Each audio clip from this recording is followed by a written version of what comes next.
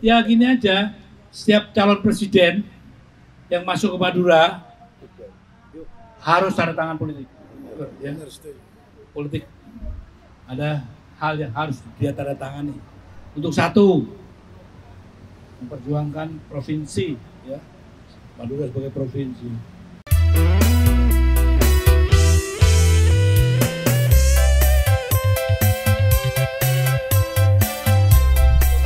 Kebatinan atau batin rakyat Madura, ya, di mana provinsi itu menjadi harapan. Dan setelah saya pelajari secara seksama, memang nggak ada alasan untuk Madura nggak jadi provinsi itu.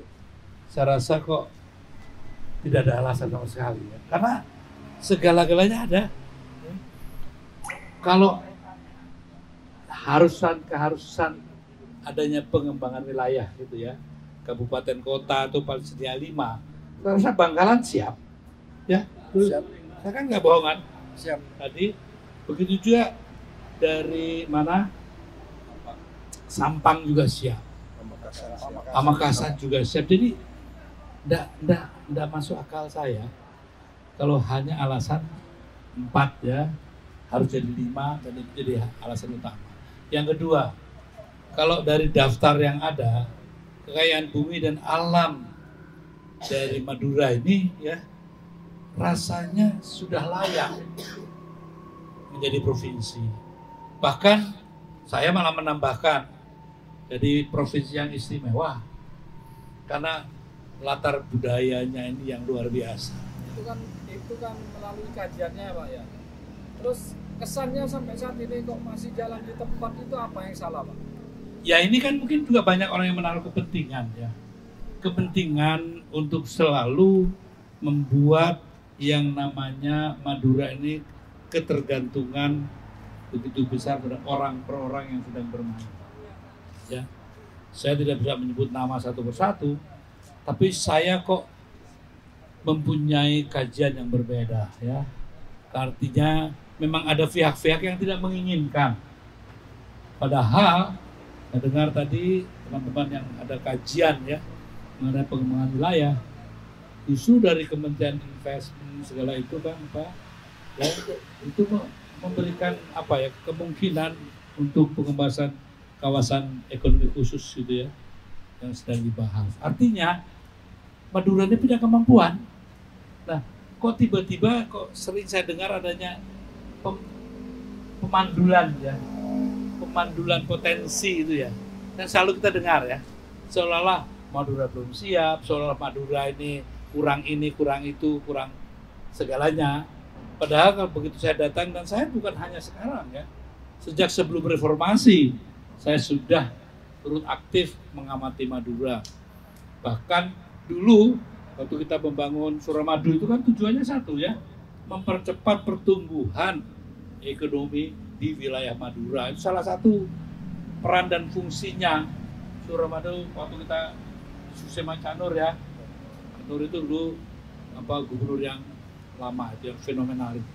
Jadi langkah strategis apa untuk ya, ini supaya Madura ya gini aja, setiap calon presiden yang masuk ke Madura harus tanda tangan politik. Ya. Politik. Ada hal yang harus dia tanda tangani. Untuk satu, memperjuangkan provinsi, ya, Madura sebagai provinsi. Kedua, tadi yang namanya tidak mau lagi, tidak boleh lagi ada istilah, ya, masa ini kan kebangetan 4 kabupaten di sini dinyatakan sebagai kabupaten yang dalam kondisi miskin ekstrim. Ingatin, ya, miskin ekstrim itu kan hasil dari yang namanya pembangunan selama ini, artinya, ya, pasti ada pemiskinan yang ekstrim juga. Kalau nggak ada pemiskinan yang ekstrim, tidak akan ada yang namanya kemiskinan yang ekstrim, ya. Jadi kepada presiden nanti yang siapapun kalau masuk Madura, kalau tidak mau tanda tangan itu, ya nggak usah, boleh masuk aja, ya. Itu pesan saya. Artinya yang didukung oleh orang Madura, presiden yang bisa membawa Madura jadi provinsi, begitu Pak? Antara lain. Harus kontrak. Tapi yang paling penting satu, yang komit ya mempercepat ketinggalan. Kalau tohnya tadi kemiskinan Jakartanya ekstrim, ya harus ada program yang jelas untuk meningkatkan kesejahteraan hidup rakyat Madura.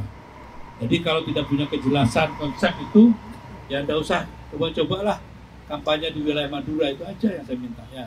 Mantap. Fair kan itu ya? Setuju. Ya? Nah, soal garam nih penting nih. Coba ya bayangkan, yang garam ini kan keterlaluan. Ya. Potensinya sebenarnya kan bisa